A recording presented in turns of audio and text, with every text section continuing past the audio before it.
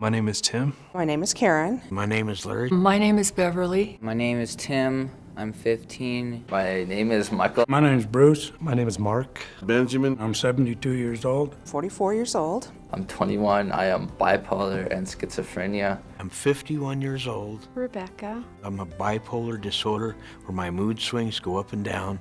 My name is Vonnie. My name is Jim. Jim is my brother. I'm 31 years old. He has Schizoaffective bipolar type. One girl, 6, boy, 7, Our grandchildren. have emotional problems. My name is Pat. My daughter Ashley is 10. Paranoid schizophrenia. My brother is schizophrenic. And I'm pretty much just a normal teen.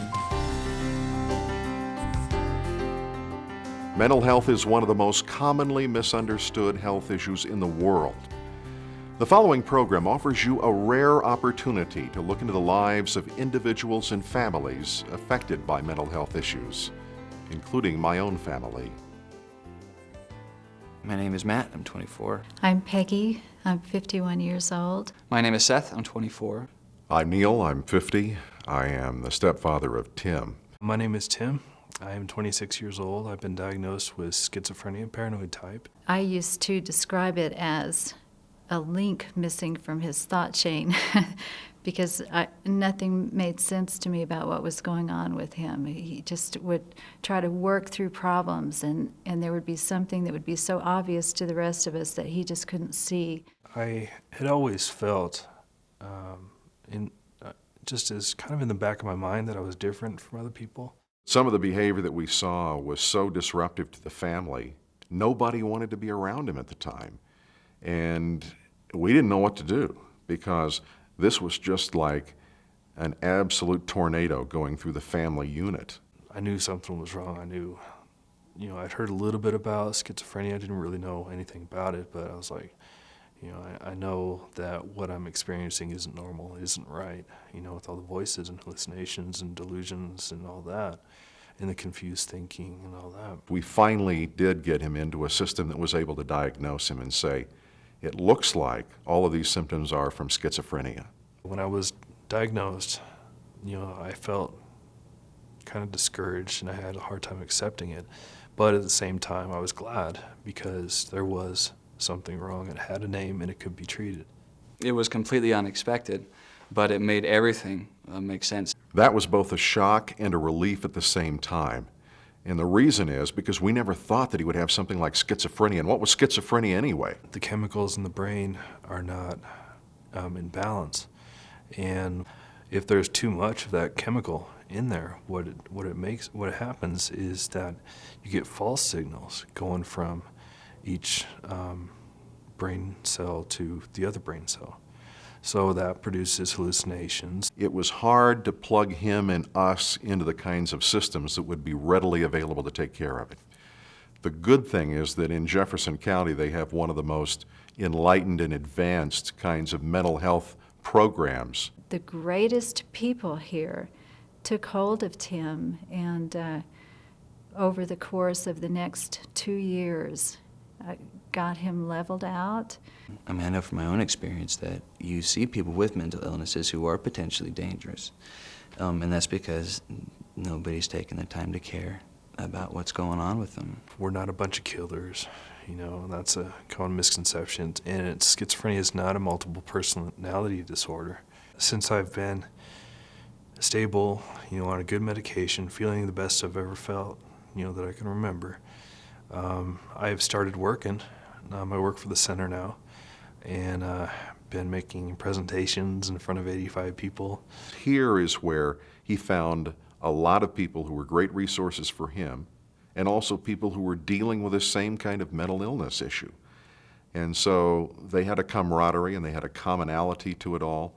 They were able to help each other. They were able to be of support to each other.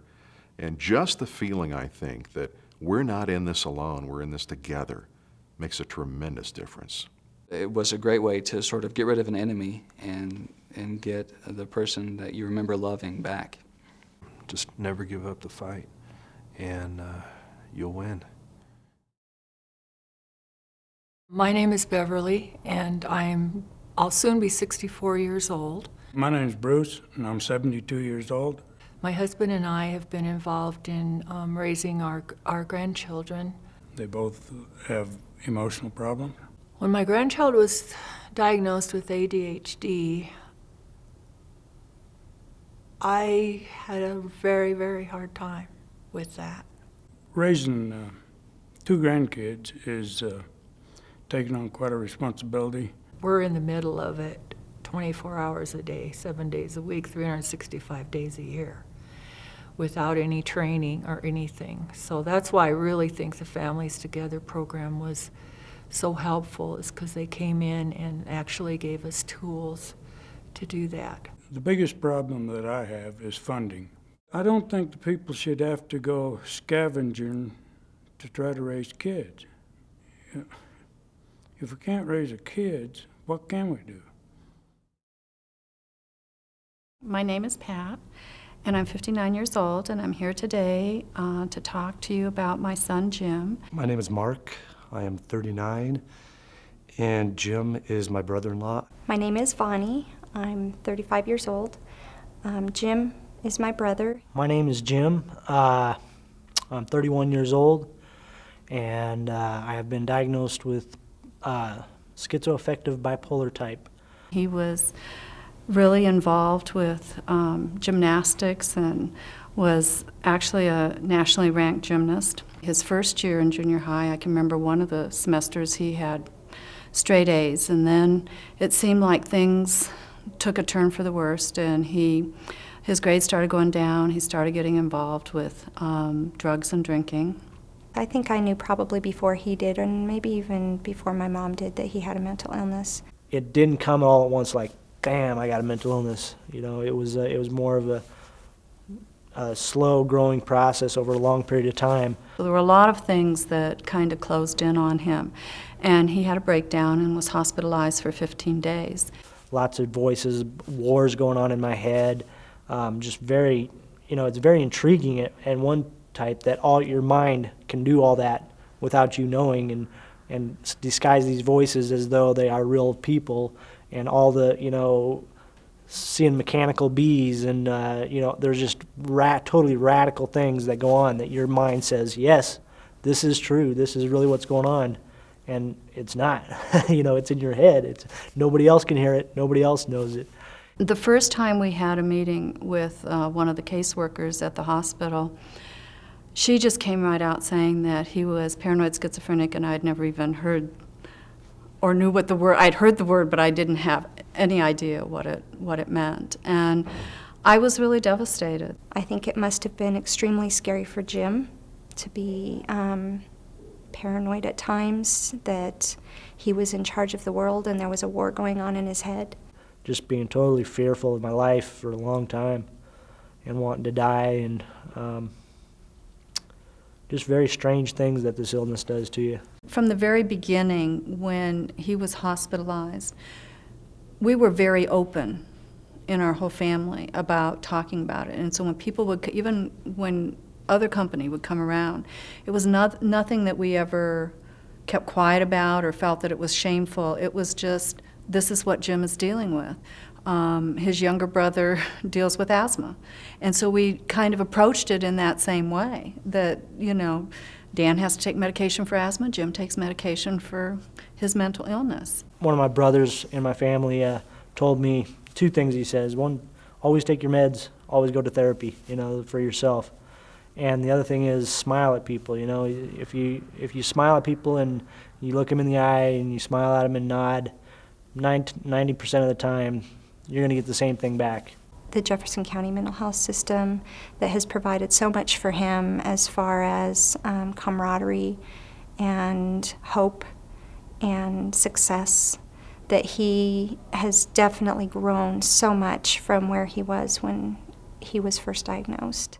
Our bringing this out in the open and talking about it right away helped him to accept that he was dealing with mental illness and not to be afraid of it. And so I think that maybe all of that was helpful. Right now, he's just on a high with just finishing his case manager training and starting a job and feeling really good that this is a career job. It's been great for me. I've gone back to school pretty much full-time for 4 months. I have a job 40 hours a week right now. I feel great. I do still hear voices. I still have some manic and some depressive sometimes, but this is the best drug I've ever been on for sure. Through therapy and through medication, he can lead a normal life, and he's at that point right now where he's rocking. People can be helped, and there is a light at the end of a long tunnel, and Jim is living testimony that therapy, medication, support, family love makes a huge difference.